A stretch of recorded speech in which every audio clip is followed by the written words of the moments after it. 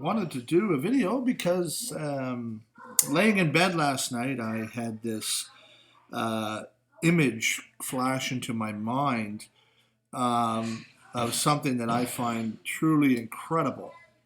Um, Through this whole transpiring of my own personal journey with the understanding of the Old Testament all the way up to where I am now, where it's becoming more and more plausible that, in fact, we could be in Satan's little season. Um, Things have been really coming to me more a lot in the last few weeks, ever since the Overcoming video came out with who the beast actually is, and God kind of moved me from the priesthood during the millennium to essentially, like I keep repeating, overcoming oneself. So last night, as I was going to bed, I had a hard time sleeping, and I had this image that kept coming up in front of my eyes, in my head, sorry, that kept flashing, and then I put it all together, and I was really excited to kind of see the parallels and see the patterns and see the correlations, and be actually quite astounded, to be honest. Um, we really don't understand what what Mount Zion is. We don't really know. We don't really understand Mount Zion, Mount Sinai. The I mean, it's we don't understand the world we live in. We're very deceived. We don't understand the firmament. We don't understand electricity, energy, or anything because we have been born into this deception.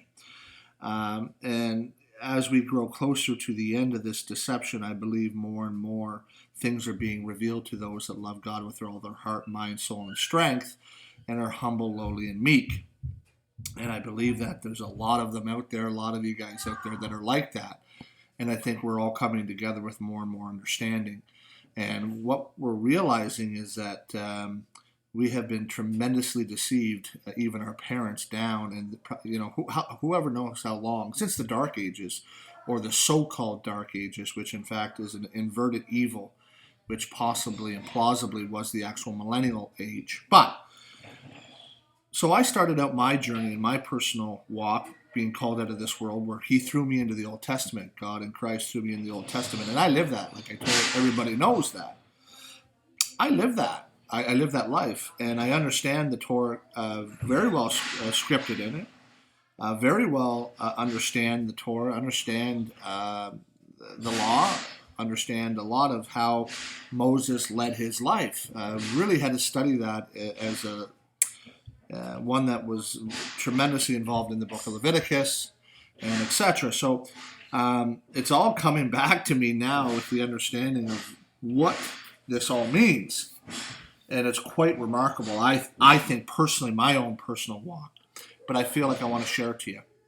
So we're in Exodus 19, and this is where God the Father, or God Himself, is going to come down from heaven, or come down from the sky, and meet with the children of Israel, and essentially, basically meet with all the camp, meet with all of the children of Israel that are what? In the camp surrounding Mount Sinai. Okay, they're around the mountain, all right?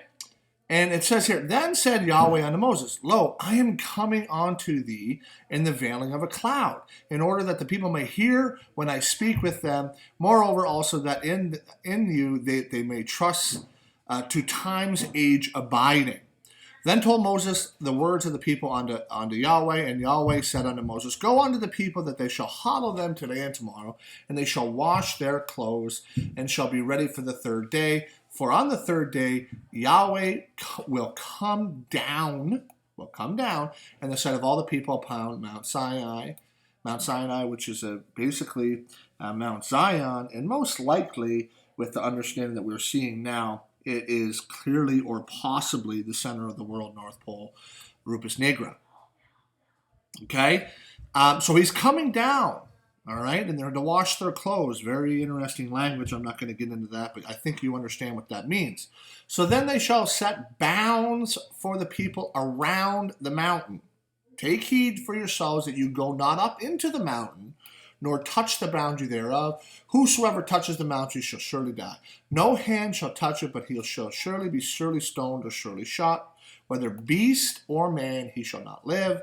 When the ram's horn sounds, they themselves shall come up within the mountain. Okay, they're going to come up. Then Moses went down into the mount unto the people, and hallowed the people, and they washed their clothes, and he said unto them, Be ready. By the third day, do not approach a woman. There's a lot there. And it came to pass in the third day, when the morning had come, that there was thunderings, lightnings, heavy cloud upon the mountain, and the sound of a horn loud exceedingly. And all the people were in the camp were trembled. And Moses brought forth the people to meet God out of the camp, and they were stationed themselves in the lower part of the mountain. And Mount Sinai smoked all over. Yahweh had come down thereon, and fire and smoke went up as smoke of a furnace, and all the mountain trembled exceedingly.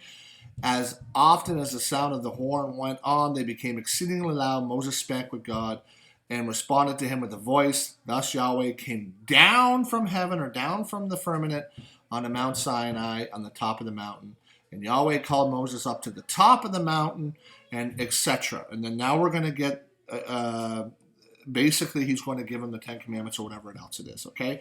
We understand this, we read this, but let's take an understanding, let's go a step further and get an understanding of what this is actually talking about, and what has been deceived and kept from us all these years, probably, and most likely plausible now. Thunders and lightnings, okay, heavy cloud. When the firmament opens, what happens? Do we know? Do we understand? What happens when the firmament opens and God comes down from heaven?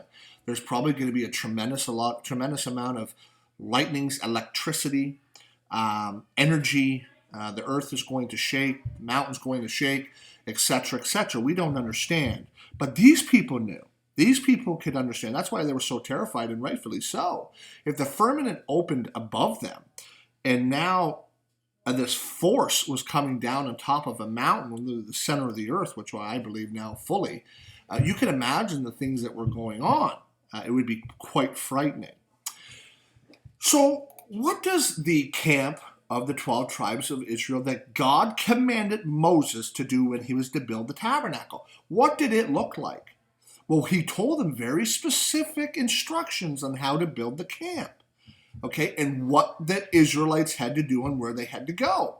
And we can get into that in Numbers and Exodus and Leviticus, well, not Leviticus, but in Numbers, especially Deuteronomy, and even in Exodus, where he'll specifically lay out instruction, which you should go and read, how they were to assemble themselves around the tabernacle on the earth, okay? And it's, what is he actually showing them? Because they were moving out of Egypt, right? They were moving with the tabernacle, they were moving the camp, right? And he went before them and behind them. It's all just spiritual patterns, okay? But what did the camp look like? Here's the camp. This is exactly what the instructions were. So this is a square. Yeah, they have the cross here, which obviously has tremendous significance. But it's a square, right? And in the middle, right, is the tabernacle where God dwells. He comes down from heaven, right? Okay, and these are the Levites. These are the ones that were allowed to be around him. Those are closest to God, right? Those would be the ones that are truly born again, truly, etc., called, chosen, and faithful. The priesthood, that would have been in the millennium, but, this is everybody now, all in all, that are truly with him. And these are the people also that are all in his presence. Okay? Here's another picture.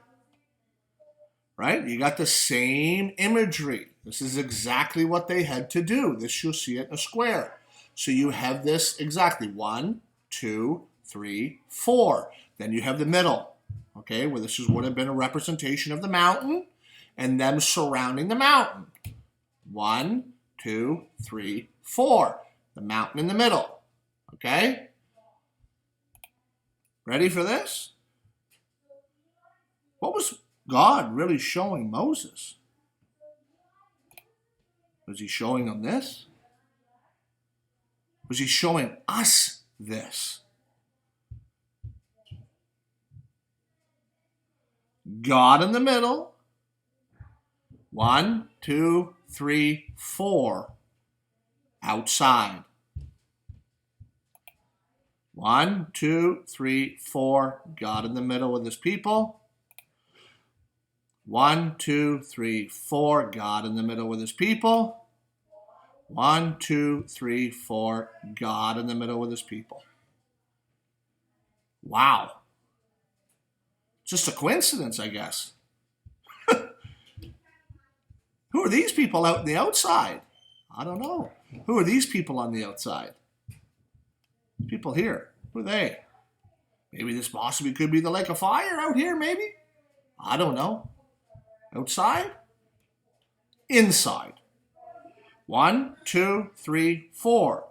God's people, and in the middle, those that will be within God and God, the priesthood at the time of the millennium, reigning with Christ in the inside with those that were part of the kingdom, and then those that were outside the kingdom, that had to go up to the Feast of Tabernacles every year or they would be punished.